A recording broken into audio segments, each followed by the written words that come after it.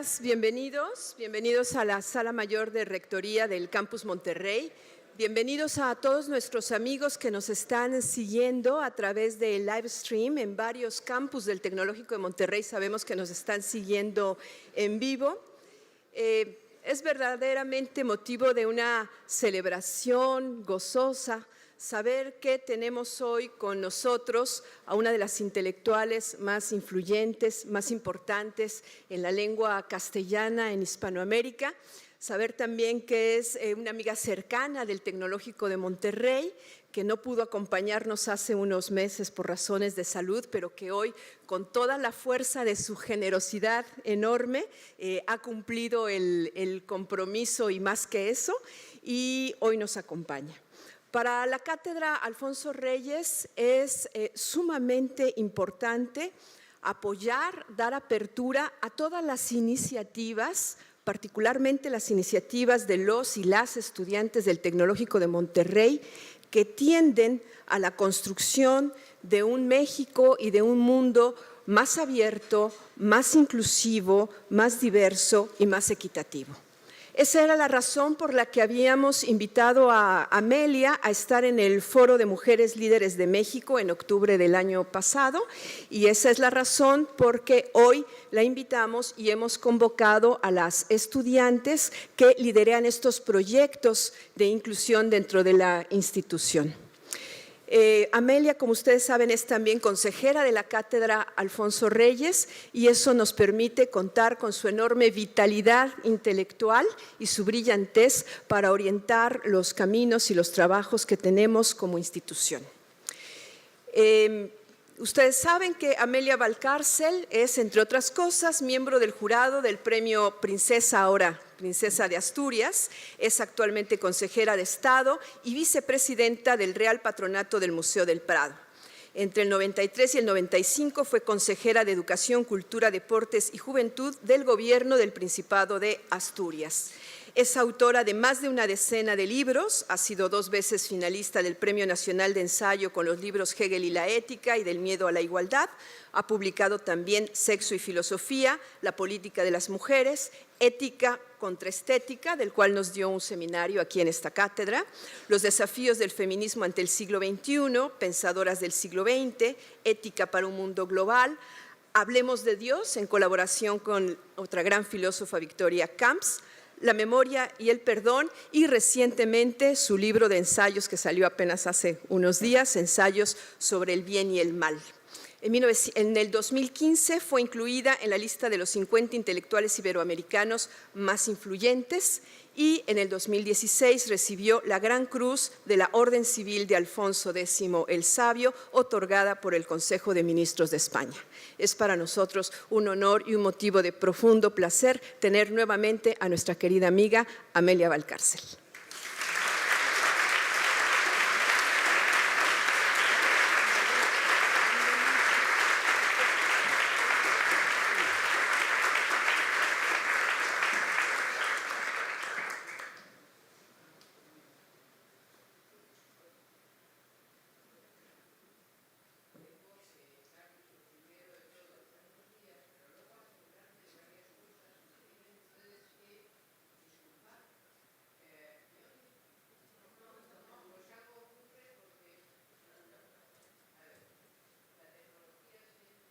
Ahora.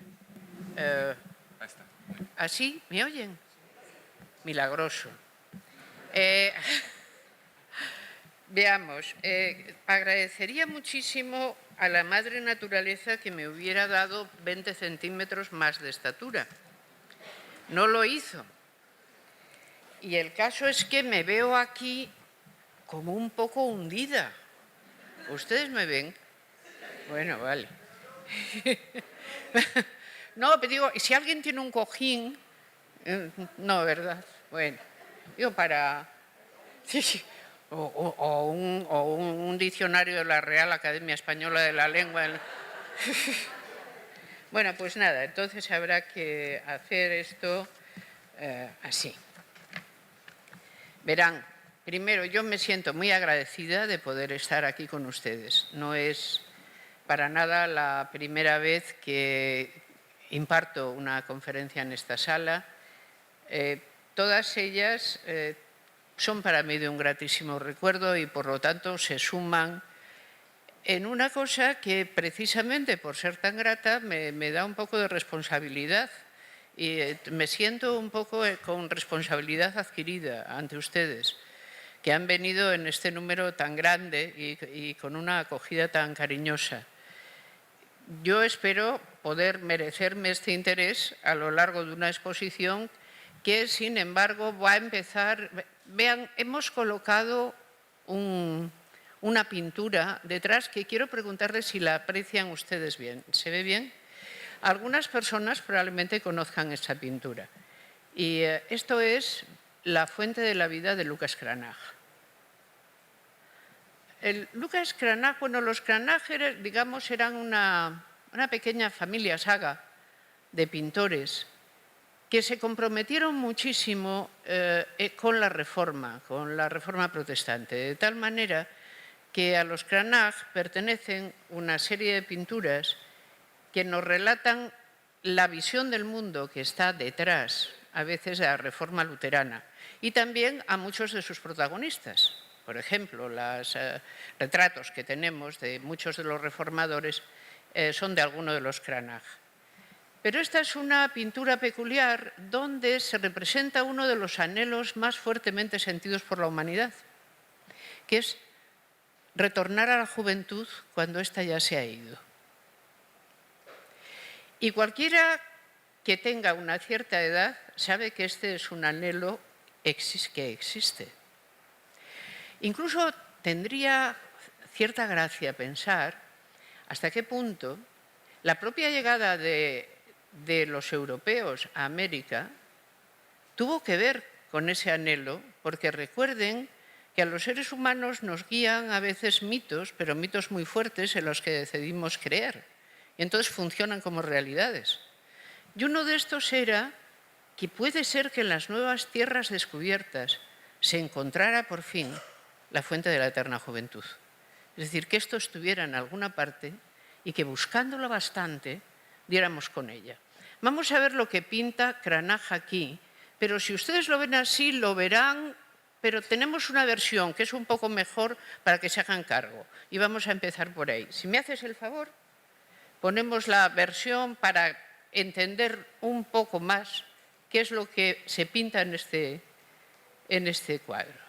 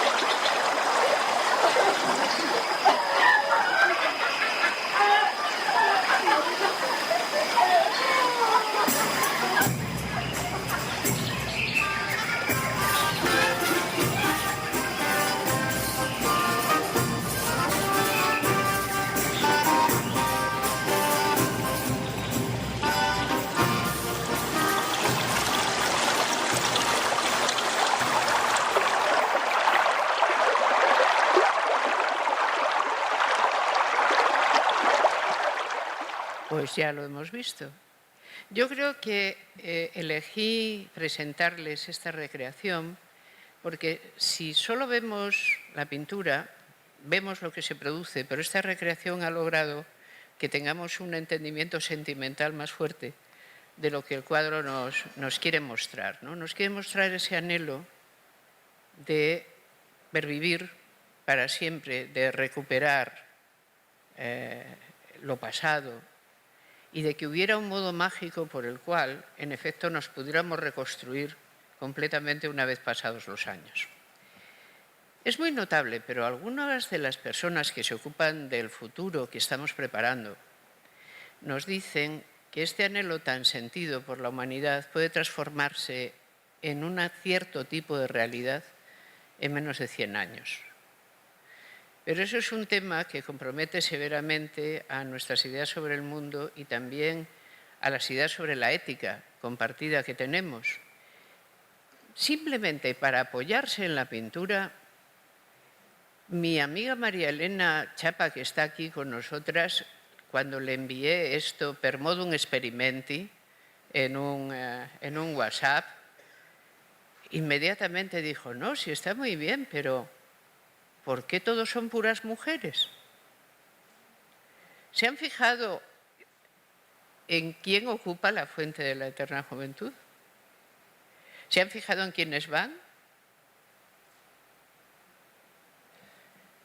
Hay una ley, quizá inexplícita, a la que provisionalmente podemos llamar ley del agrado, que fuerza de una manera especial a las mujeres a anhelar este tipo de milagros.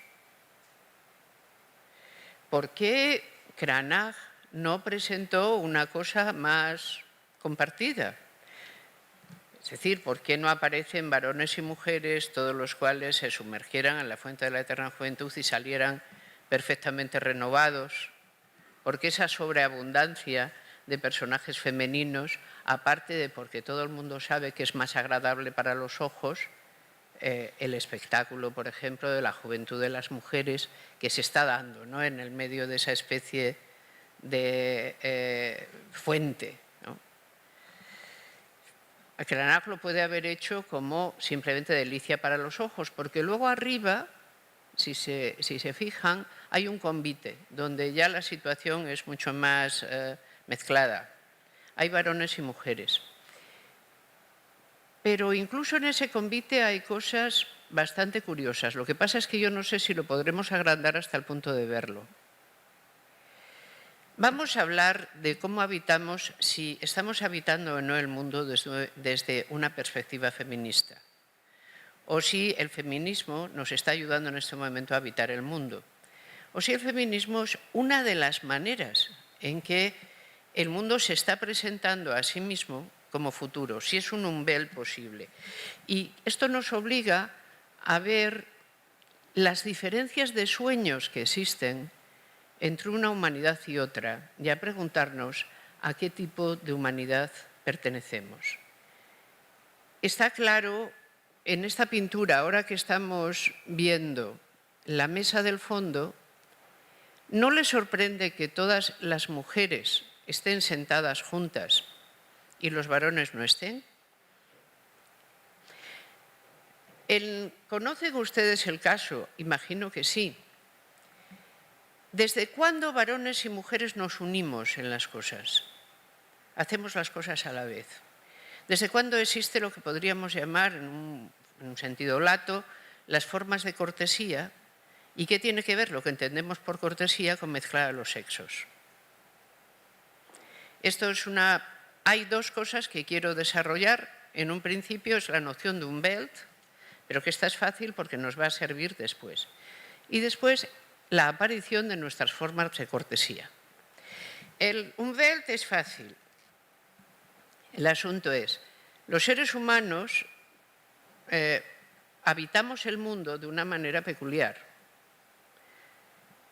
A ese mundo que habitamos no le podemos llamar en su sentido propio mundo. El mundo probablemente es una cosa distinta y mayor que lo que somos capaces de percibir. Pero habitamos un mundo que está en gran parte producido por nosotros mismos. Está producido por nuestras normas, está producido por nuestros mitos, está producido por nuestros deseos. Y a todo ese mundo, que es una creación, pero una creación que a la vez hemos realizado y que nos crea, es a lo que llamamos un Welt. Es un mundo nuestro. Y tenemos que tener cuidado en no confundir el mundo propio con el mundo dicho en general. Esto es, el mundo humano no se corresponde con la idea del mundo o la vivencia del mundo o el modo de habitar el mundo que pueda tener cualquier otra especie que no seamos nosotros. Estas todas en este momento se ven presionadas por el mundo que hemos fabricado, porque la novedad de los seres humanos en el planeta Tierra es que lo están haciendo de tal manera a su imagen y semejanza que el mundo, tal como podría ser sin que nosotros lo habitáramos, nos es casi difícil de imaginar. Todo el planeta Tierra está hominizado de tal manera que la fase actual ya no la estamos llamando holoceno, como la solíamos llamar, la estamos llamando antropoceno. Estamos habitando un mundo propio. ¿Hasta qué punto el feminismo forma parte de ese modo de habitar el mundo propio? Quiero hacer entonces un excursus necesariamente por la memoria colectiva y por un asunto que ayer hablábamos con Gabriel, si recuerdas, que es la capacidad que tiene la historia, por qué la historia es importante. Hay dos maneras de entender que la historia es importante. Una, la historia es importante porque nos cuenta nuestro pasado y como somos seres curiosos, pues nos gusta acordarnos de cosas y por eso pues realizamos estudios históricos.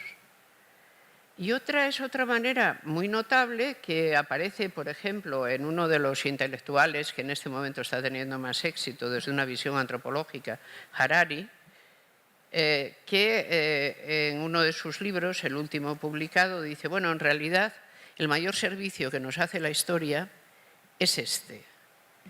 Todas las generaciones humanas han vivido con un brazo muerto que sale de la tierra y las agarra por la garganta. Es que horrible imagen. Un brazo muerto sale de la tierra, te agarra por la garganta. Dice, lo cual quiere decir que te obliga a vivir la vida que esa generación ha vivido. El peso de lo que ha sido hecho y pensado por la generación anterior es tu dogal. Y vas a vivir en un esquema de repetición. Y ahí te vas a mantener. Dice, ¿de qué nos vale la historia? Y dice, justamente la historia es lo que nos quita el dogal. La historia nos permite pensar que una cosa puede ser hecha de otra manera que como se ha hecho antes. Aquí tenemos una representación del antes muy clara respecto de qué sea o es el sexo femenino. Si se dan cuenta, el sexo femenino ocupa el lugar de la perturbación y del agrado, los dos. Es sin duda alguna una cosa que está muy bien, pero solo está muy bien desde los 15 hasta los 22. A partir de ese pequeño segmento, la razón buena por la cual debería seguir habitando la Tierra empieza a escapársenos, porque ya ha cumplido su función. Esto lo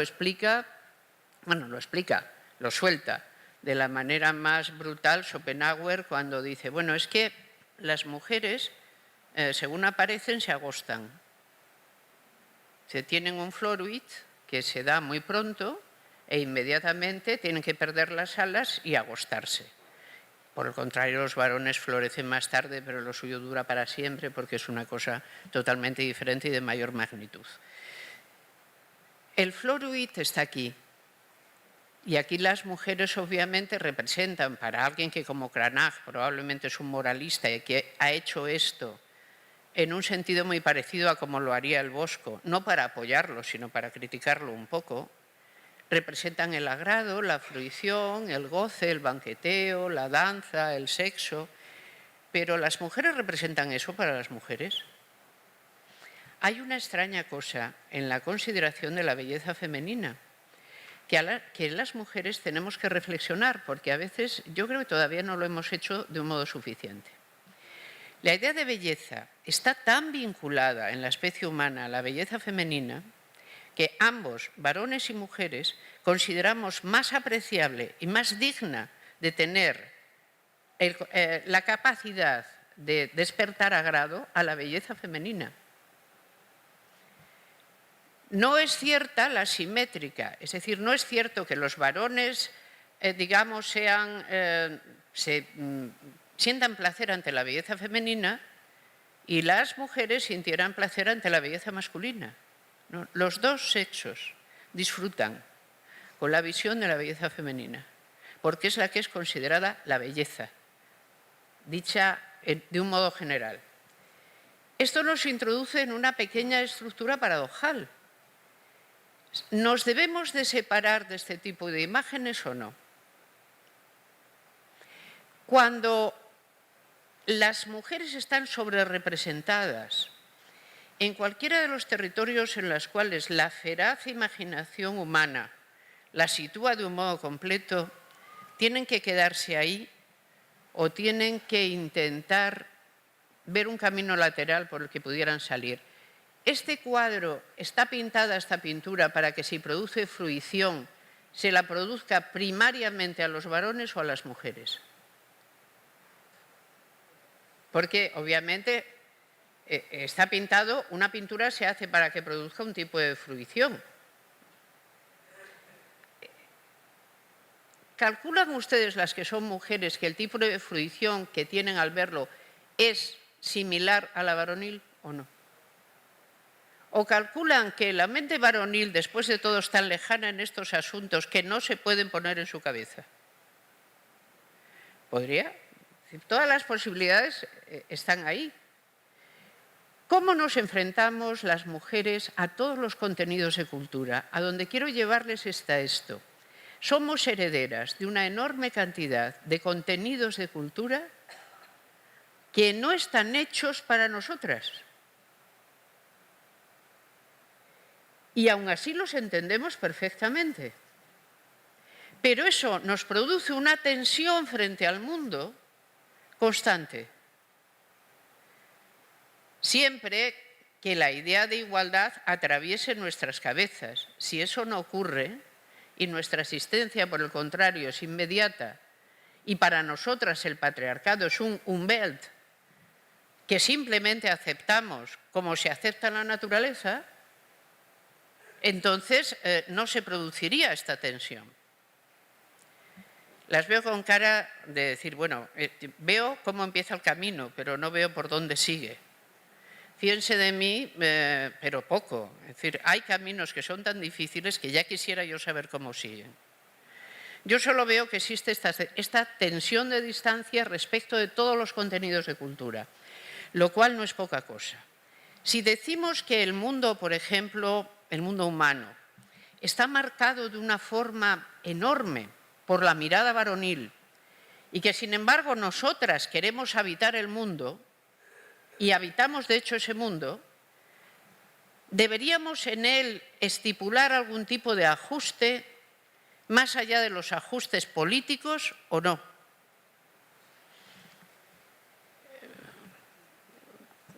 Le llamo ajustes políticos no precisamente a ninguna minucia.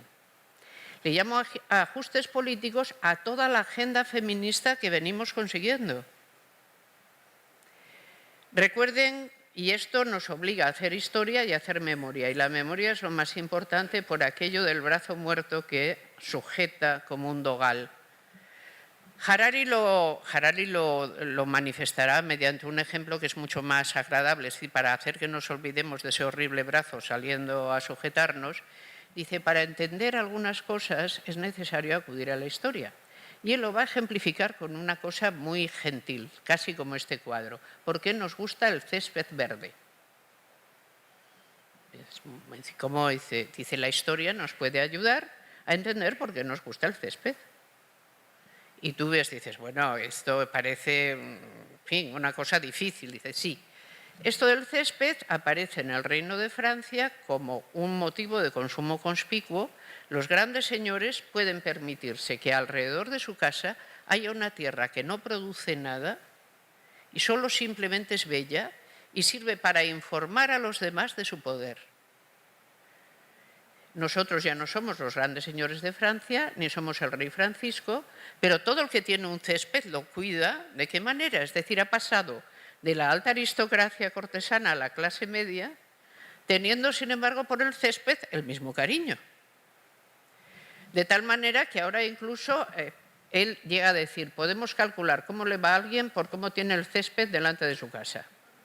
Si aquello tiene cierto descuido, es que allí estamos haciendo como un espejo de quiénes somos en una cosa que está fuera y que se ve. Muy bien. Este cuadro, el césped, ¿de qué nos sirve la historia? A medida que, en efecto, el feminismo, pónganse, el feminismo es esta tradición política de la modernidad que asegura que ningún ser humano puede sufrir merma de ningún derecho, ni merma de ninguna especie, por el hecho de haber nacido varón o mujer, que esta circunstancia tiene que ser indiferente a la hora de tener tanto bienes como derechos, como por supuesto mermas. Eso tiene que dejar de contar. El feminismo tiene 300 años a su espalda y a lo largo de estos 300 años ha tenido al menos 3 grandes sucesiones que ustedes conocen, o las doy por conocidas quizá, pero si no las conocen tanto, hacemos un boceto rápido de cada una, a partir de las cuales ha establecido gran parte del mundo que habitamos. La primera y principal, el feminismo barroco e ilustrado. La idea de que justamente nos podemos separar, que es la idea de la modernidad, nos podemos separar del pasado haciendo algo totalmente diferente. Es que el pasado no tiene que seguir presionando en lo que hacemos y que el concepto de tradición es demasiado poderoso y hay que adelgazarlo. Y que quien lo puede adelgazar es que, a la luz de la recta razón, examinemos todas las cosas, incluso la diferencia de sexos. Y si nos parece o no sensato y racional que produzca las divergencias que produce entre lo que se les da a uno y lo que tienen otras. A partir de ahí, el feminismo se establece como una teoría de la equidad y la justicia, que funciona para conocer bien una situación simplemente por inversión. Si queremos saber si una situación que se produce con varones o mujeres es justa o no, tenemos un buen método. Invirtamos imaginativamente la situación. Si el resultado nos parece injusto, es que es injusta. Entonces, por inversión se fabrican la mayor parte de los objetivos que luego van a constituir una agenda. O sea, ¿qué habría que cambiar para que esta situación que vivimos fuera más justa y fuera, por lo tanto, mejor? Eso inaugura una agenda que al principio es una agenda brevísima, la agenda ilustrada. Imaginen que todo lo que se dice es las mujeres deberían tener derecho a una cierta educación formal. Nada más. O las mujeres deberían tener derecho a casarse por inclinación. Esto entiéndase que es dicho para las mujeres de clases altas. Aunque las mujeres de clases bajas, entonces las clases medias apenas existen, tampoco es que tengan mucha libertad matrimonial ni libertad en elección de Estado. Recuerden, por ejemplo, si una gran señora decide tomar los hábitos, o lo deciden por ella, porque no conviene al sistema de la herencia que ella se case, para no dividir el patrimonio, se lleva consigo a todas sus criadas al convento, a las cuales no les pregunta si quieren vivir para siempre una vida de virginidad. Es decir, ser mujer de clases bajas a veces te hace un poco más libre de lo que son las mujeres de las clases altas, pero en absoluto estás muy expuesta a una larga serie de azares de fortuna en los cuales tú no vas a poder disponer de ti. Y esto nos lleva al uso de las 2 grandes ideas de la modernidad que hace el feminismo, la idea de libertad y la idea de igualdad. Estamos acostumbradas y acostumbrados a vincular mucho más al feminismo con la idea de igualdad. ¿Por qué? Porque sencillamente el feminismo en su primera comparecencia busca el referente, la igualdad es relacional. Yo creo que esto sí que me seguirá con cierta facilidad. La igualdad se da entre dos cosas, luego es una relación.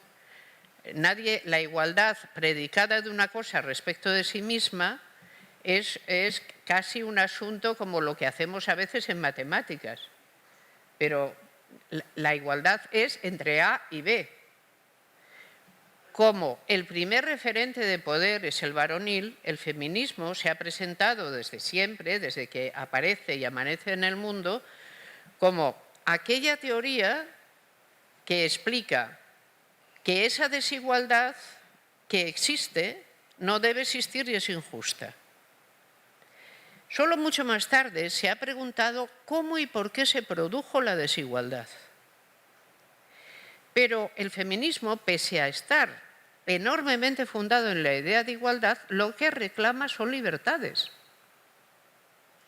Es decir, el feminismo no reclama la igualdad con los varones. Ya sé que esto queda difícil de decir, pero es así porque los varones, si se reclamara la igualdad con ellos de un modo completo, estarían sirviendo de modelo humano. Y verdaderamente para el feminismo, que ha alcanzado una cierta autoconciencia, el varón no es ningún modelo humano a seguir. Es decir, hay un momento en que cuando se produce la autoconciencia, se da el quiebro.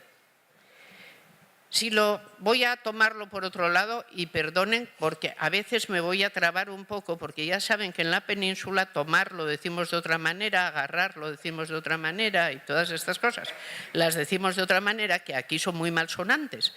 Y a veces yo pues las digo todas las malsonantes seguidas porque es como hablamos allí. Y cuando intento pensar no tengo que decir esto me sale más. Pero vamos a tomar esto, como les decía, de otro modo. Piensen, las actitudes masculinas corrientes han sido supervivenciales en el pasado remoto. Por eso existen y por eso están premiadas.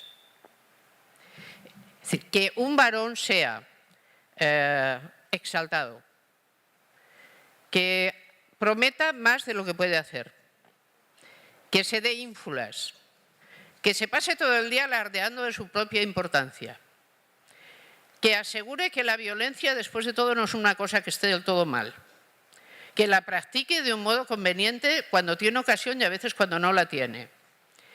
Y todas estas cosas que son privilegios varoniles han sido en el pasado conductas supervivenciales exitosas. Porque han sido exitosas, se han reproducido. Por eso siguen existiendo, porque servían para algo. Pero ¿para qué sirven estas actitudes en una sociedad que tiene que ser garante de la paz, libre de violencia, pacífica y meritocrática? Cuando decimos las mujeres y los varones son iguales, nos referimos a que tienen que tener la misma consideración y derechos públicos y políticos, pero en modo alguno a que quepa establecer entre ellos una igualdad de salida que no hay, porque no la hay, ni a que ellos se puedan de ninguna manera constituir en ejemplo de lo que un ser humano quiere siempre llegar a ser. Porque a día de hoy, la mayoría de todas esas actitudes no solo han dejado de tener interés supervivencial, es que son directamente disfuncionales. Y esto es un problema que el feminismo ha de reflexionar. Es decir, el feminismo, si quiere habitar el mundo, se tiene que preguntarlo primero por quién ha definido el Umbelt. Y este Umbelt humano está demasiado marcado por el patriarcado. ¿De qué nos sirve el patriarcado a día de hoy? Promueve cosas muy interesantes, concursos de belleza, ¿qué más? Carreras ciclistas de amplio esfuerzo. ¿Qué más hacen? Digo, ¿qué más hacen que esté claro que es... Podemos preguntarnos varias cosas. El problema es que el patriarcado puede vivir una vida relativamente libre y feliz y seguir con estas cosas suyas que podemos llamar idiolectales, mientras las mujeres eran un sexo dominado que no podía comparecer públicamente con voz en ninguna parte, no solo porque su voz no fuera a ser oída, sino porque no podían juzgar lo que ocurría. Eran parte de lo juzgado. Ustedes conocen todavía, y se da el caso, de que algunas mujeres, quizá más de las que sería conveniente, se juzgan según la mirada masculina tópica. Es decir, no se ven a sí mismas, verse a sí mismos es una imposibilidad práctica, ¿vale? Siempre nos vemos a través de un algo que es la mediación que nos permite esa visión. Pero cuando una mujer se juzga a través de la mirada masculina lo vemos muy claramente cómo eso ocurre. Lo difícil es abrir la puerta a que la mayor parte de las mujeres encuentren una mirada, ya no diré femenina, sino una mirada propia para verse.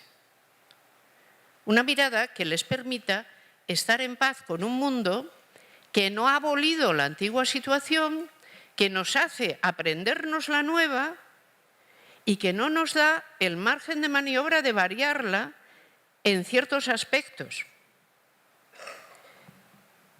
Sí que hemos variado esta situación en una agenda enorme. La más grande agenda del feminismo la consiguió la segunda gran ola del feminismo, el movimiento sufragista, que vamos a situar entre 1848 y 1948. Esto ha sido el gran salto, pero esta vez de verdad. Piensen que durante esos 100 años se consiguieron los derechos educativos, la mayor parte de la igualación, o por lo menos, de la consecución de los derechos civiles mínimos y los derechos políticos. Son todo un cúmulo de derechos que permiten que las mujeres en las democracias habitemos la ciudadanía como un traje que nos podemos poner. El asunto es, todo esto llevó las fuerzas de varias generaciones de mujeres a las que tenemos que honrar con nuestra memoria, y no solo tenemos que hacer que toda la sociedad las honre, porque la memoria del feminismo no es solo una memoria de las mujeres. Es decir, si el feminismo ha introducido algún novum, alguna novedad que sea apreciable en el mundo, esa novedad tendrá que ser apreciada por todo el mundo. Puede ser que las mujeres sean las primeras que tienen la obligación de trabajar esa memoria y llevarla adelante, pero esa memoria tiene que pertenecer a la humanidad en su conjunto. Y de la misma manera nos tenemos que hacer cargo de todas aquellas recreaciones que, viniendo de un mundo que no suponía la existencia de nuestra libertad, tienen que ser, sin embargo, apropiadas por nosotras para considerarlas nuestras de un modo distinto que simplemente impuestas, que simplemente encontradas en el camino. ¿Qué podemos hacer con tantas creaciones, sobre todo las inmensas creaciones del mundo de la cultura, que no nos suponían como capaces de verlas, de entenderlas, de poseerlas o de juzgarlas? Cogemos, ya lo hice, ¿ves? No. Tomamos la vía fácil y decimos, vamos a fabricar su antífrasis por inversión. ¿Es esta una buena manera de apropiarse de esto? Me explico. Sarah Bernhardt. Voy a poner a Hamlet en escena. Yo seré Hamlet. Y hace un Hamlet magnífico.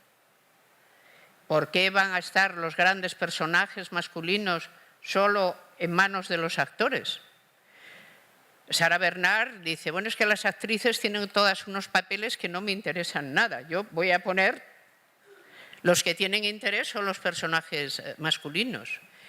Esa es una manera de apropiarse de todo lo que vamos encontrando en el mundo. Dice, lo habitaré por dentro. Pero cuando Sarah Bernhardt ¿es Hamlet quien está en escena? ¿O no lo es? ¿O todavía nos va a llevar mucho tiempo habitar el mundo? ¿Cuánto tiempo vamos a tardar en tener los mismos derechos? Es una cuestión que en parte es cuantitativa. Miren, en tanto que estamos decididas a que eso sea así, vamos a tardar más o menos, pero lo vamos a lograr. Esto es así. Es cuantitativa porque lo vamos a lograr sobre todo más y mejor las mujeres en Occidente, que es cuando por el trabajo enorme de 3 siglos de feminismo estamos mucho mejor preparadas y colocadas para ir adquiriendo lo siguiente. Y es mucho más difícil si te encuentras delante de tipos religiosos o tipos culturales, digamos, cuya admisión de las libertades de las mujeres sea muy escasa o incluso haya levantado una resistencia muy grande. Lo cual convierte a este asunto en un asunto cuantitativo. Antes o después pasará, pero habida cuenta de que la comunidad humana es muy grande, pues si hemos de esperar a que la última también lo haya logrado, esto retrasará sin duda alguna la obtención, pero no la va a impedir. Y ahora es cuando quiero que veamos un vídeo para que nos aseguremos de que no la va a impedir. Lo tenemos por ahí, ¿verdad? Lo ponemos.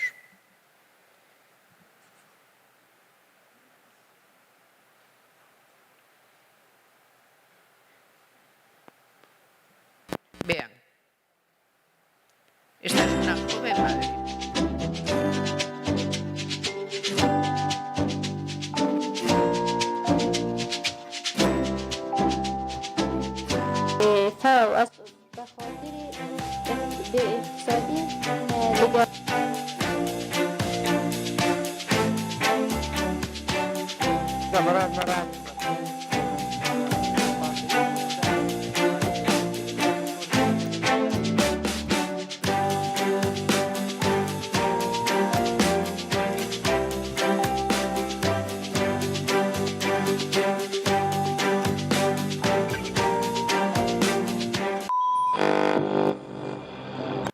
Afganistán.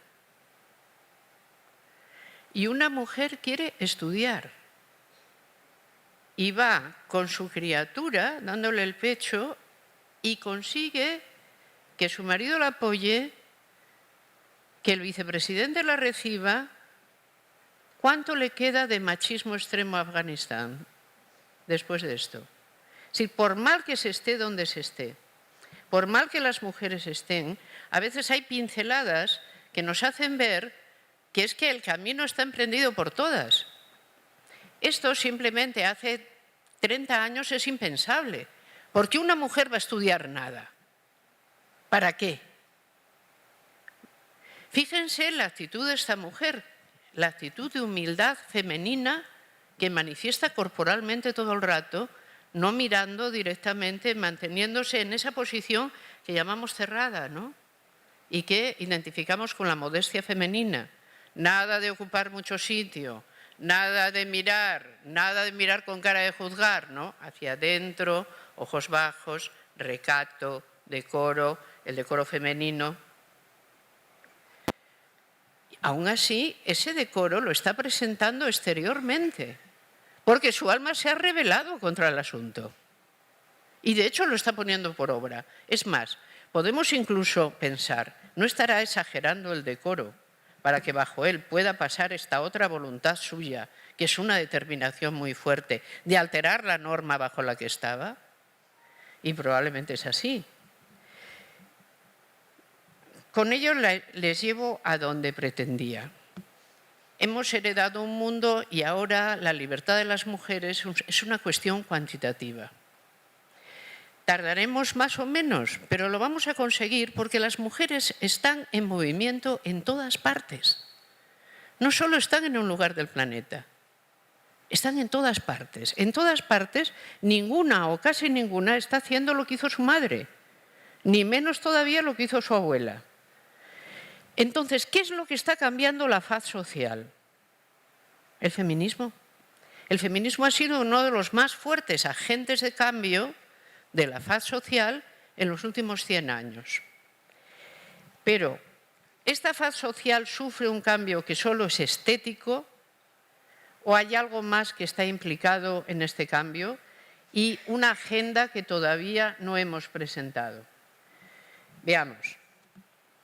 Tenemos una memoria creciente de lo que el feminismo ha conseguido y esto nos viene bien, porque es la manera, lógicamente, de asegurar la capacidad de hacer lo siguiente. Tenemos una vanguardia que cada vez es más amplia, Me refiero con ello a cosas como que, si nosotras vemos qué sucedía con el feminismo ilustrado, solo afectaba a parte de las vanguardias del pensamiento, que eran muy pequeñas en todo caso, en aquel tipo social. La vanguardia sufragista ya fue más amplia. Pero la vanguardia a día de hoy prácticamente implica a todas las mujeres capaces de tener una autoconciencia de sexo y a una fuerte cantidad de varones que están a favor de que esto ocurra. Entonces tenemos una amplia vanguardia que asegura del cumplimiento de objetivos bastante. Tenemos incluso, bueno, por supuesto hay opciones reactivas, pero tenemos incluso acciones no deseadas, como daños colaterales que se producen por el gran cambio en posiciones de las mujeres.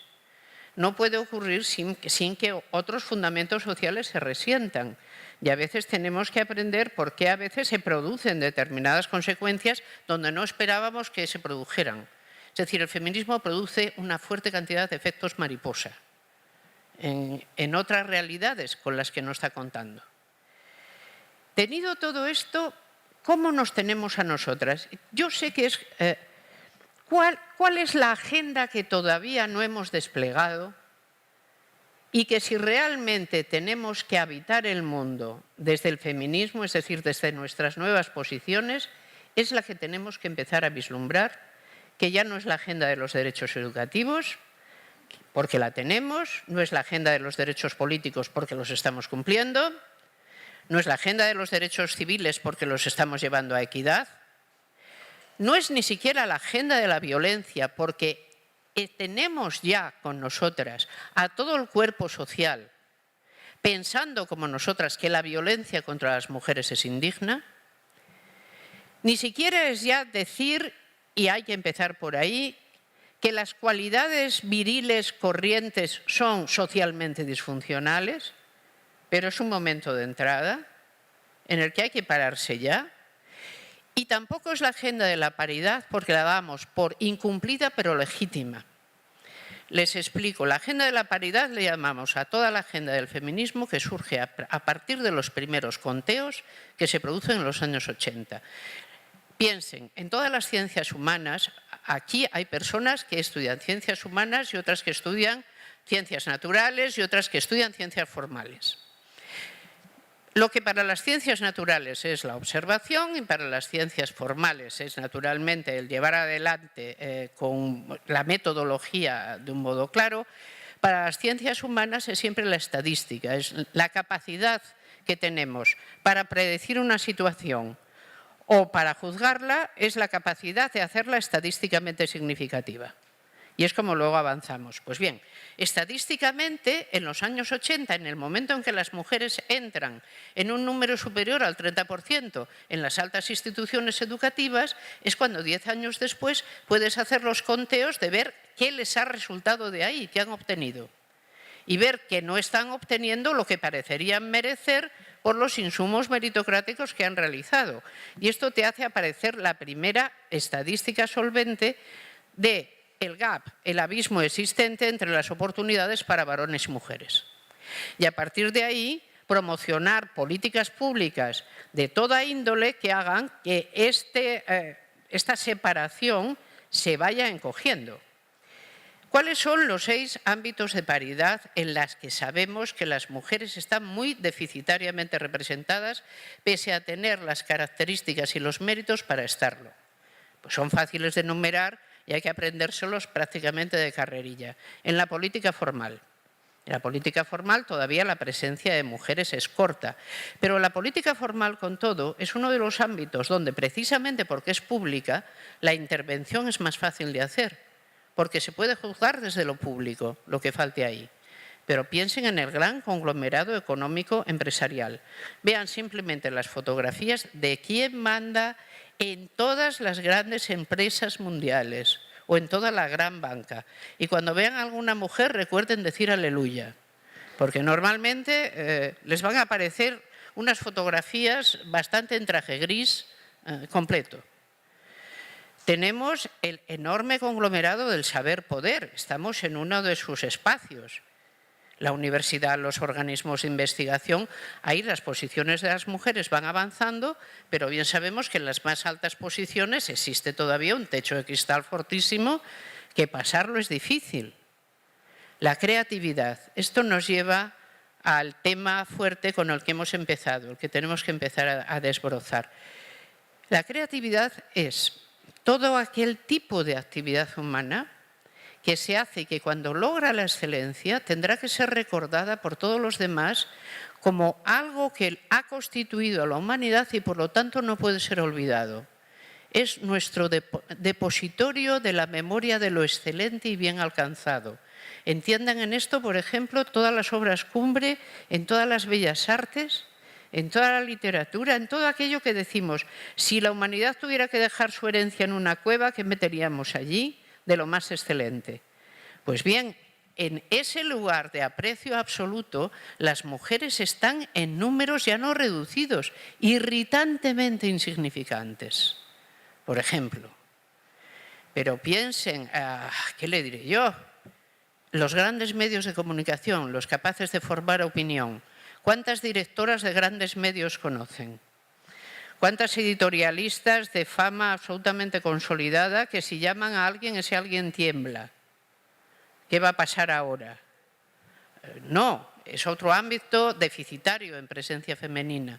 Por último, la religión.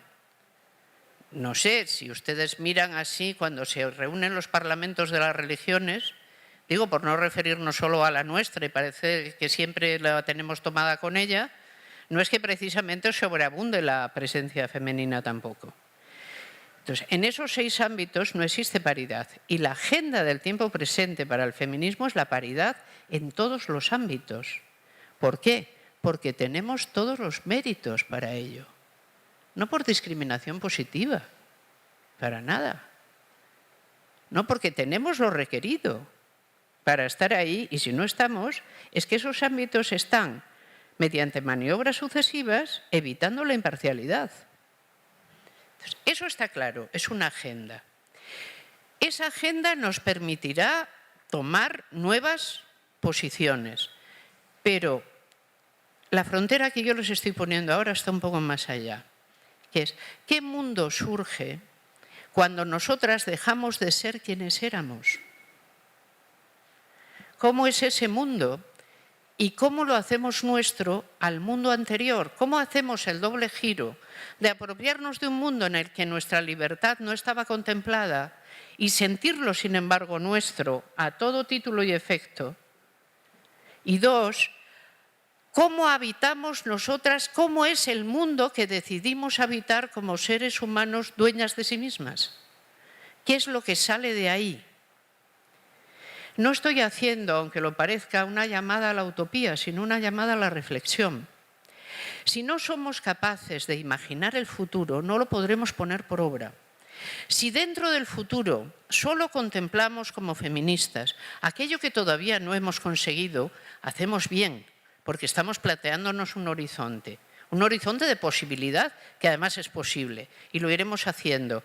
Pero no produciremos probablemente el cambio de mundo que se sigue de nuestra acción y de nuestra presencia en el mundo. Para ir terminando, porque veo yo que esto tiene, si lo hablamos luego en coloquio y en detalle, habrá cosas que se puedan aclarar más. Yo no digo que las mujeres tengamos la obligación de mejorar el mundo. No se pueden cargar nuestros frágiles hombros con semejante obligación. Si la obligación de mejorar el mundo existe, existe para toda la gente, no solo para el sexo femenino en particular. Pero digo sí lo siguiente, de nuestra presencia en el mundo se siguen cambios en él y no los hemos calculado todavía. De tal manera que tenemos solo el horizonte de allí donde somos deficitarias, pero no tenemos bocetado el horizonte del mundo que habitaremos como producto de nuestra estancia en él a título de dueñas, no de invitadas. Eso todavía no lo hemos hecho. Y a lo mejor hasta es demasiado pronto para hacerlo. Pero tenemos que irlo pensando, porque este mundo en el que habitamos ya es medianamente nuestro. Es decir, que de cuando va mal tampoco nos podemos exonerar de la culpa. Estamos mucho más implicadas en nuestra ciudadanía de lo que podemos suponer, porque luego esto tendrá mucho que ver con lo que estemos dispuestas a aceptar emocionalmente. Muchas mujeres se hacen feministas por puro sentido de la justicia emocional. Con sentido de la justicia emocional me refiero a que un ser humano bien constituido es muy capaz de distinguir la injusticia y la distingue de un modo sensorial, no es una capacidad abstracta. Cuando uno ve algo injusto, con esto doy un poco la razón a los teóricos del moral sense, por los que tengo bastante aprecio. Cuando uno ve algo que está mal hecho, no solo lo ve, ese mirar se acompaña de una emoción de desagrado muy fuerte que te dice que aquello no puede existir, que no quieres que exista, porque justamente eres un ser humano bien constituido. Entonces, hay cosas que tus emociones te advierten de que no las quieres, que no están allí. Muy bien. Muchas mujeres se hacen feministas, sobre todo, cuando descubren que el mundo no está fabricado para ellas. Se han educado como seres humanos completos, tienen de sí la imagen de que son un ser humano completo y de repente la ruda realidad les baja las expectativas. Y entonces surge un feminismo, digamos, muy bien emocionalmente fundado, pero un feminismo que es rebeldía contra la situación y desagrado frente a la injusticia. Un feminismo muy bien armado luego para señalar objetivos y decir esto no y esto no. Y para poder convencer mediante argumentaciones al conjunto social que a lo que decimos no es ningún capricho, sino que decimos no por buenas razones. Pero eso es diferente del horizonte que queda más allá. Es el mundo que se sigue de nuestra presencia como dueñas en el mundo, ¿qué características tiene? ¿Cuáles ha de llegar a tener? ¿Y cómo nos cambia eso a nosotras mismas en nuestra propia estructura emocional? Porque con la rebeldía solo no se habita el mundo. Incluso con las mejores ideas sobre cómo algo puede funcionar, siempre se nos va a escapar una cosa fundamental. Y con esto, un giro más y acabo. La humanidad es autoconsciente. Esto de la autoconciencia quiere decirse que no solamente hacemos las cosas, mientras las hacemos las vemos y las podemos juzgar, y eso nos pone en un tercer escalón donde ves el primero y el segundo, es decir, entras en una estructura, la autoconciencia te lleva a una estructura en la cual tú siempre tienes capacidad reflexiva sobre lo que has hecho y sobre la reflexión que has hecho sobre lo que has hecho y sobre la siguiente. Es como si te metieras en una especie de juego del espacio infinito que aparece en un espejo cuando aparece el espejo en el espejo. La autoconciencia, sin embargo, hay un momento que ha de frenar porque la autoconciencia nunca nos lleva a no poder decidir. Seguimos pudiendo decidir, no nos metemos en una especie de recursiva mental que nos lleve a no poder tomar decisiones. Las decisiones están tomadas y están tomadas por agenda, es la agenda de la paridad. Y tenemos que luchar en ella a todo efecto. Y es más, tenemos que encontrar los mecanismos políticos que hagan que no solo ese trabajo que da esfuerzo de luchar por paridad en los 6 ámbitos de paridad sea posible, sino más, que podamos intercambiar experiencias de tal manera que este trabajo se facilite y se haga en menos tiempo y se haga con menos costo. Y esto no puede hacerse si estamos simplemente dispersas y haciendo cada una lo que bien puede. Es decir, en el momento en que esto es un serio trabajo político, hay que darle el canal para que pueda ser realizado. No es ninguna broma, esto hay que hacerlo y entonces hay que convencer de la justeza de hacerlo, de la capacidad de hacerlo. Pero además de esto, el objetivo es qué hay aquí cuando estamos aquí. Imaginen, si consiguiéramos todos los ámbitos de paridad desaparecerían algunas de las inercias masculinas que todavía rigen este mundo que habitamos. Estamos en fase de tener que señalar esas inercias y empezar a desfundamentarlas. Ya no estamos solamente en fase de adquirir la capacidad plena y nuestros completos derechos, sino adquirir el derecho a pensar el mundo y habitarlo según un criterio formado por una idea humanitaria global que nosotras trasladamos porque el feminismo es el único humanismo real. El problema del resto de los humanismos es que suelen no tener a las mujeres en cuenta o las tienen como una fase que se da por supuesta. Y nosotras hemos aprendido a lo largo de esta larga marcha que llevamos que no podemos dar nada por supuesto, que cada una de las cosas que se consiguen tiene consecuencias y que, por tanto, nuestra capacidad reflexiva es mayor que la meramente abstracta, puesto que nuestra visión sobre el proceso histórico que nos ha llevado a nuestra libertad es una visión mucho más afinada que la visión corriente. Y esa visión tenemos que tomar ahora, quizá, lo planteo solo como una posibilidad, la enseña o la bandera de llevarla al futuro, de pensar un futuro distinto.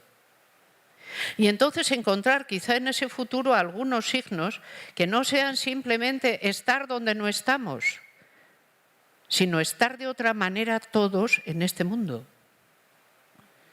Y eso es, al fin y al cabo, una cosa distinta que nos carga de un sentido de la utopía, con los pies en la tierra, pero que necesitamos para poder seguir avanzando. Yo les quería transmitir esto, no sé si lo he logrado, no sé si estoy segura de haber elegido el mejor camino, porque son cosas que son tan tentativas que no están en la mano de nadie todavía. Pero al menos les agradezco mucho que me hayan acompañado en esta reflexión y que me ayuden en el futuro a poder seguirla llevando entre todas y con todos adelante. Muchísimas gracias.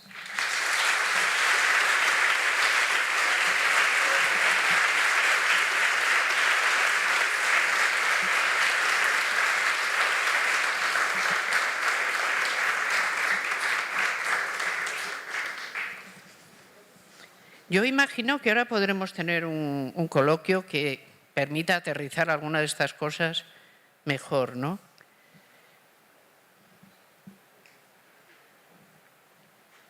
Pues si nadie me ayuda y me hace de moderadora, estoy mirando así a ver si encuentro moderadora.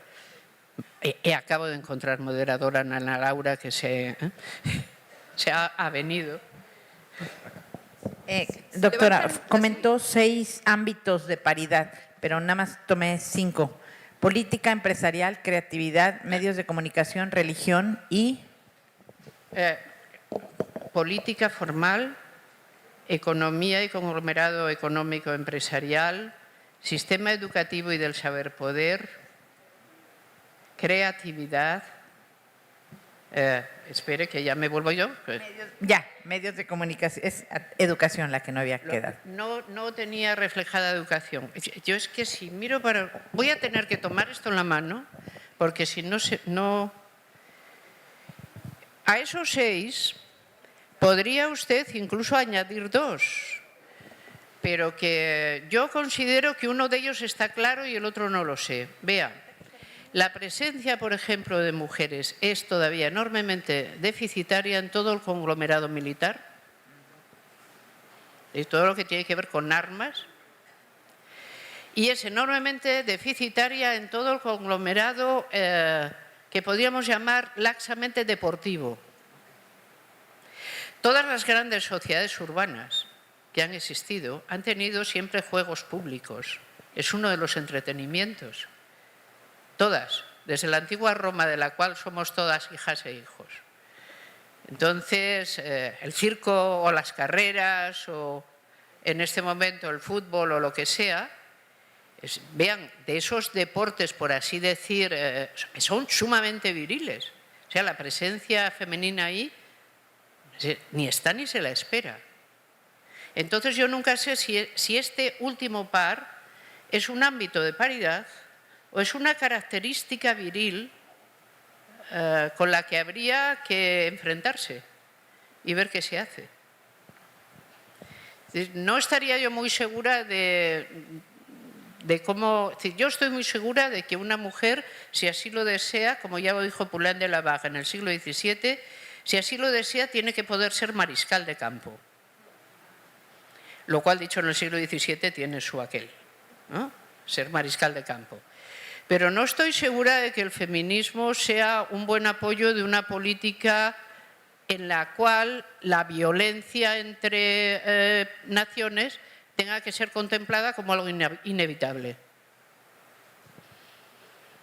Porque no lo veo. Es decir, yo creo que si te llaman a la violencia tienes que poder ir, evidentemente, pero no estoy segura de que tengamos que apoyar una imagen del mundo del cual la violencia no pueda ser retirada. Porque eso ya pertenece al Umwelt. Y habitar el mundo desde un modo feminista te exige poner en solfa el Umwelt mismo en que estás, porque no está diseñado antes de que tú lo habitaras. Y quizá haya ciertas funciones de diseño que hayan de ser retiradas. Aunque esto te ponga a veces ante contradicciones prácticas muy fuertes. Pero me temo que algo de eso hay. No sé si con ello he conseguido. Sí, gracias. Hay una pregunta. Ay, perdón.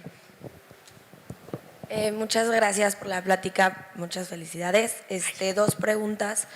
Uno, usted mencionó que lo que nos va a seguir impulsando a luchar por esta paridad es la utopía, de conseguir un mundo donde sea pensado por una visión humanitaria global. Pero no sé, esta utopía, pues se supone que la definición de utopía es que es algo perfecto, casi inalcanzable. Esto no nos previene a llegar al objetivo que es esta paridad. No sé si me voy a explicar. Si la utopía es alcanzar la paridad y un mundo donde se piense de manera global, donde todos tengamos las mismas oportunidades, pero si esa es la utopía, ¿cómo vamos a llegar a ella si es casi imposible alcanzar una utopía? Y la segunda es, desde su punto de vista me interesaría mucho saber qué piensa sobre este movimiento que yo no llamaría en lo personal feminista, que es como muy extremista, casi de odio al género masculino. No sé si ese podría ser como un paso hacia atrás, como tomar la misma posición de autoridad y de que somos superiores que los hombres, si se toma como esa postura como muy extremista. No sé cómo lo perciba usted. Bueno, voy a intentar responder a las dos. A ver, a la primera, o quizá a la segunda. No, yo no conozco a ningún movimiento feminista que les tenga odio a los hombres, y eso que son odiosos por su mayor parte. Pero, ellos mismos se odian entre sí. No es cosa nuestra. Ellos entre sí no se caen bien tampoco, excepto en ciertas ocasiones. A ver, ¿por qué? Porque cuando tú miras a un tipo, por ejemplo, que es horrible, machista, violento y tal, ¿por qué te tendría que gustar? Si tiene toda una serie de características humanas deplorables. Para nada. No existe un feminismo que odie a los hombres. A las mujeres les resulta muy difícil odiar a los hombres por una razón muy rara, que es que los traemos al mundo, los parimos. Entonces, claro, es muy difícil eso de odiarlos, incluso cuando son odiosos. Casi no hay ningún individuo odioso para su mamá. Sin ir más lejos, siempre le encuentra alguna capacidad, una buena cualidad, algo que tiene. Hay individuos de estos que consiguen casarse o ennoviarse con una señora y que sin cambiar demasiado, ellas también encuentran que aquel individuo algo tiene, que después de todo no es tan horrible. No, el problema de los varones no es que las mujeres los odien. Eso, además, ellos lo saben perfectamente. Lo mejor aquí es preguntarles a ellos en eso. Dice, ¿usted cree que las mujeres le odian? Dice, hombre, a veces cuando salgo y no ligo creo que sí. Me odian todas, seguidas y tal, pero cuando por el contrario me va bien, yo sé muy bien cómo comportarme en ese, digamos, en ese terreno de juego. No, ese no es, eso no funciona así. A veces los varones se resisten individualmente o colectivamente a ciertos cambios de posición en las mujeres, porque simplemente eso les proporciona inseguridad. Entonces se resisten, mejor o peor, argumentando o no argumentando. Pero con todo, los cambios se producen. El movimiento feminista, además, ha sido sumamente inteligente. Digo, hay que echarse alguna flor, ¿no? Ustedes estarán de acuerdo. En el sentido práctico de la inteligencia, hay los antropólogos a veces dicen que tenemos que tener en cuenta a la hora de desarrollar cualidades, ¿qué cualidades? ¿Por qué estamos en el mundo? Que tengamos siempre en cuenta que quienes habitamos el mundo hoy, ahora, los estamos aquí sentados, es que somos los descendientes de los más simpáticos. Dice, ¿cómo? Dice, sí. Dice, todos los que estamos vivos a día de hoy somos los descendientes de los más simpáticos. Porque los que no tenían esas cualidades no consiguieron reproducirse. Luego nosotras y nosotros somos herederos de gente con bastantes cualidades dianoéticas y éticas, que supieron hacer las cosas, si no, no estaríamos aquí. Es decir, la historia de la humanidad puede que esté teñida de violencia, pero la última estructura de lo que ocurre no es la violencia. Es el cariño, el apego y la colaboración y la confianza. Con violencia no se consigue casi nunca nada. Lo que pasa es que puede estar como un bajo continuo funcionando. Y esto me hace más fácil ir a su segunda pregunta, que es, ¿nos estamos planteando una utopía cuando decimos queremos paridad? No, eso no es una utopía, eso nos costará más o menos, pero de utópico no tiene nada. ¿Por qué? ¿La vamos a conseguir? A lo mejor nosotras no. Pero si no ocurre una catástrofe ecológica que nos saque del planeta, si hasta en Afganistán hay una señora que va con un niño así, su marido está de acuerdo, y la recibe el vicepresidente que dice que quiere estudiar, y lo dice mirando para abajo, este mundo ya no tiene zonas francas para las libertades de las mujeres, ni para su igualdad en todos los ámbitos donde pueden estar. Eso es así. Y de esto yo creo que el conjunto social se está convenciendo últimamente. Es decir, el propio conjunto social occidental, hasta hace relativamente poco, fue todavía resistencial a la idea de que las mujeres pudieran alcanzar todos sus objetivos. Ahora es resistencial por parciales. La cosa es, los banqueros se resisten por su lado, los curas se resisten por el suyo, los grandes medios de comunicación se resisten por el suyo y se puede creer, como dice mi amiga la filósofa Michel Ledev, es que todas esas resistencias, como se apoyan unas a otras, resultan invencibles. O se puede creer que están siendo parcializadas. Y yo creo más bien que están siendo parcializadas. Es decir, que una mirada aguda sobre el mundo que nos ha tocado vivir nos tiene que hacer más optimistas que pesimistas. Pero lo que yo he tratado de desarrollar, quizá no todavía con suficiente nitidez, es que aun cuando consigamos todos los ámbitos de paridad, la habitabilidad del mundo desde un punto de vista feminista no estará conseguida.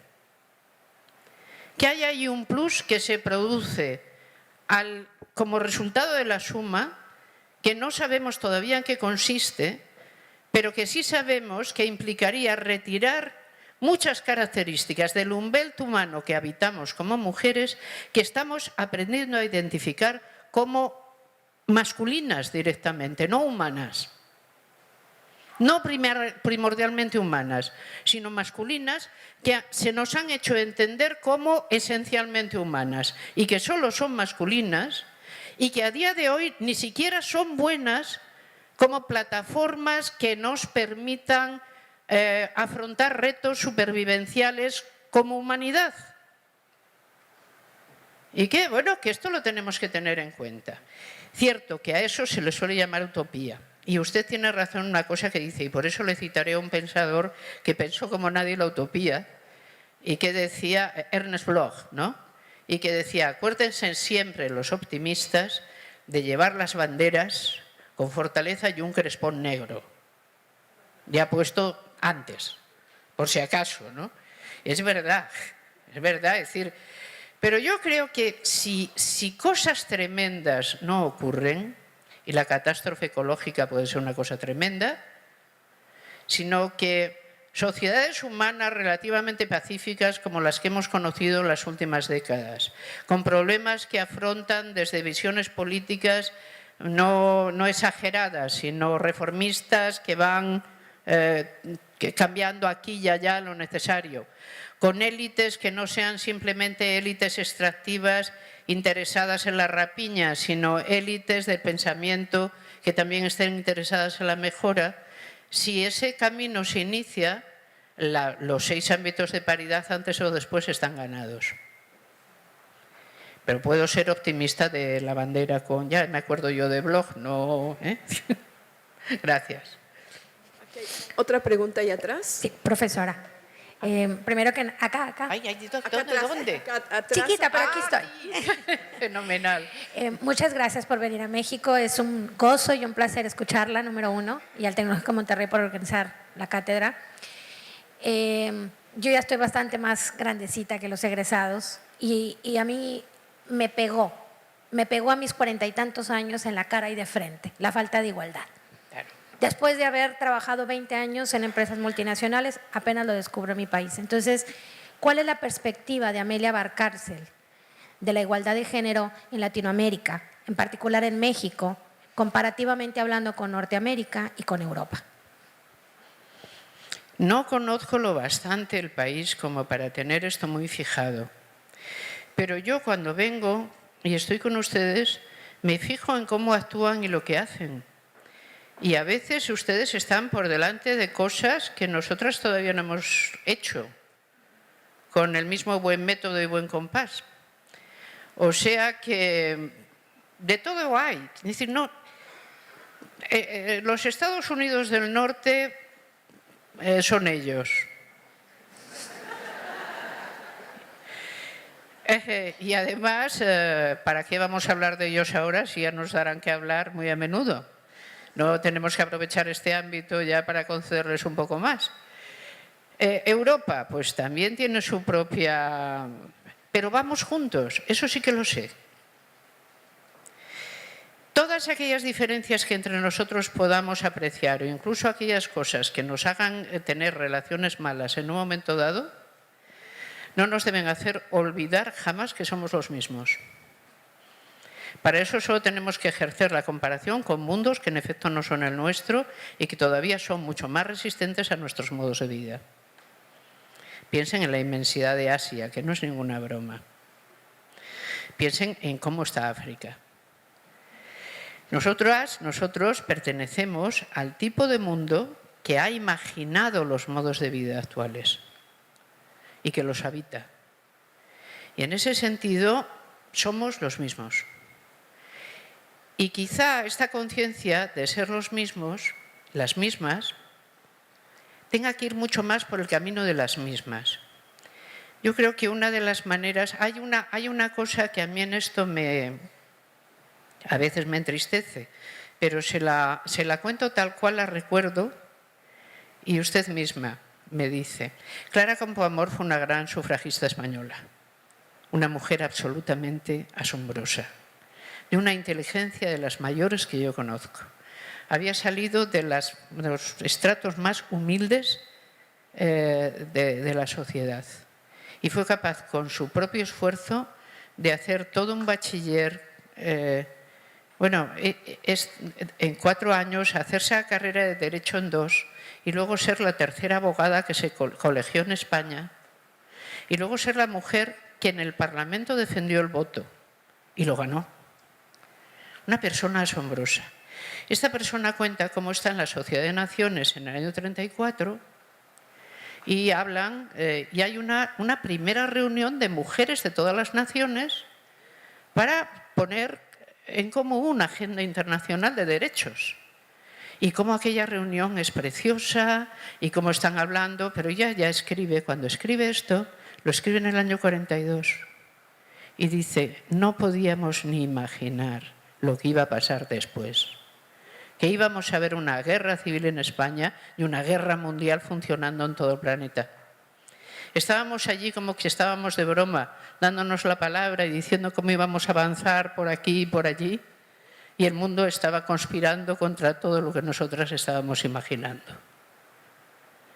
Yo cuando leo estas cosas en Campo Amor me entra una enorme tristeza porque veo una gran inteligencia luchando contra el mundo que le tocó.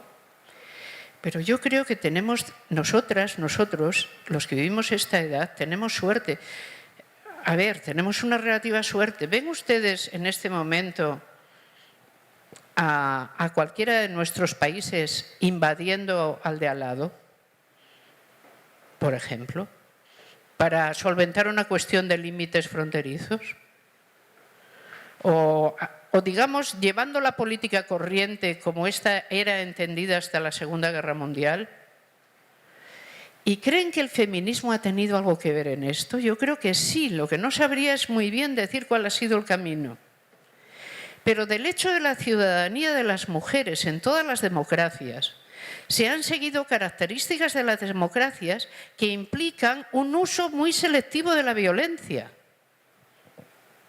Muy selectivo, nada de un uso masivo y simplemente vamos allá.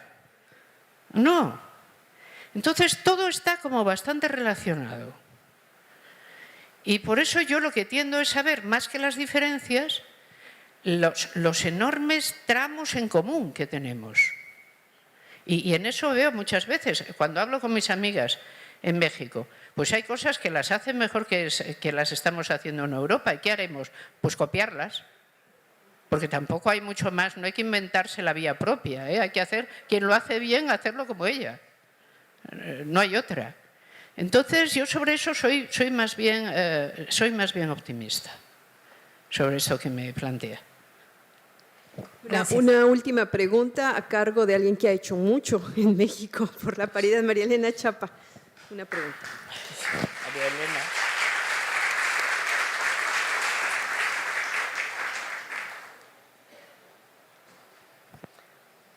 Hay un señor ahí que el pobre llevaba queriendo hablar. Sí. Muchas gracias. Amelia, Paula Peña, académica de Baja California, que está viendo tu presentación, me pide que te pregunte sobre el pensamiento utópico feminista de la literatura de la ciencia ficción. Úrsula Le Guin, Margaret Atwood, Joanna Russ, etcétera, dado que ellas abren una ruta que se están imaginando para una futura vida igualitaria. Me pregunta, ¿cuál es tu impresión? Son tan diferentes, a la que más conozco y más he leído es a Margaret Atwood. Pensemos, por ejemplo, este libro suyo, que creíamos simplemente una distopía y que puede hacerse verdad con el asunto de los vientres de alquiler. Toda la literatura de ciencia ficción nunca nos cuenta el futuro, porque nadie lo conoce. Lo que nos cuenta es qué características tiene el presente que nos dan miedo y si podrían o no hacerse reales. Y entonces, ¿qué mundo diseñarían? Y si ese sería habitable y en qué condiciones. Y por eso la literatura de ciencia ficción no solo es evasiva, cuando es buena es interesantísima. Porque nos permite ver, como si fuera una pantalla distinta, cosas que no se aprecian a primera vista en el mundo. Es una excelente literatura. Y yo veo que Atwood, por ejemplo, y me refiero más a ella porque es a la que más conozco, tiene una especial agudeza para ver algunas cosas presentes. Por ejemplo, cuando se plantea esa distopía terrible donde las mujeres fértiles son muy pocas y entonces están sometidas a... Pero también lo hace a Mima Luz en una novela que también es distópica, El mundo de Beatrice, El mundo después de Beatrice. ¿Qué sucedería si una cosa que vemos en algunas sociedades asiáticas, que es el aborto selectivo de fetos femeninos, de tal manera que hay un diferencial brutal masculino en las sociedades que se va haciendo mayor y mayor, si eso procuraría o permitiría una mayor libertad de las mujeres o todo lo contrario. Es decir, en nuestro mundo se producen muchos procesos y esta literatura capta algunos, pero debajo de nuestros ojos no vemos del todo lo que hay, lo que se está produciendo. Nunca lo vamos a poder ver. No es humano, nadie tiene la visión total. Esa solo la tiene Dios nuestro Señor, que es omnisapiente y que sabe además cómo va a acabar la película. Los demás no tenemos semejante capacidad. Y en nuestro mundo se producen procesos que a veces son irritantemente peligrosos y no dan el miedo que deberían de dar. Y a veces esa literatura nos los enseña. Esto es, que no son utopías en el sentido positivo, generalmente son distopías. O sea, te enseñan qué es lo que tienes que intentar evitar. O sea, por dónde va caminando la mala sombra que tienes que evitar. Plantearse una utopía en positivo además tiene un tipo de imposibilidad que es muy fácilmente reconocible, porque de nuevo es que te lleva a la recursiva. Yo digo, este va a ser el mundo. Vamos a poner un ejemplo, Carlos Marx. El capitalismo es una cosa horrible, produce explotación, funciona de la otra manera. Y entonces, lo que ha de ocurrir y lo que va necesariamente a ocurrir es que el proletariado cada vez estará más empobrecido, los capitalistas cada vez serán más ricos, la colisión entre ellos será inevitable y se acabará el capitalismo y se organizará un mundo totalmente diferente cuyo sistema productivo no sabemos cuál será. Ya. ¿Sucedió eso? No. ¿Por qué? Porque los capitalistas también sabían leer el capital. Es decir, cuando los seres humanos decimos este va a ir necesariamente por aquí, siempre habrá un ser humano que diga, eso es justamente lo que vamos a evitar. Y lo evitará y podrá hacerlo. Esa es la enorme capacidad y grandeza. Entonces, yo creo que las distopías avisan de cosas y son interesantísimas. Y a mí me gustaría más conocer a alguna de estas autoras. Pero que plantear una utopía en positivo es lo más complicado. Porque siempre, una vez cerrada, puedes justamente decir, eso es precisamente lo que no quiero que ocurra, y cambiar de vía. Y lo que plantea Zygmunt Bauman en su último libro del año pasado, Retrotopía, que es regresar a la utopía a través de la visibilidad de Hobbes, etcétera, con la modernidad líquida. ¿Cuál sería el camino entonces? Porque plantean volver otra vez a la utopía. El camino que tengamos... Voy a conseguir hacer una de esas cosas estupendas que tienen que ver con el vestido femenino. Así, voy a evitar las ranuras del piso. Vamos a ver.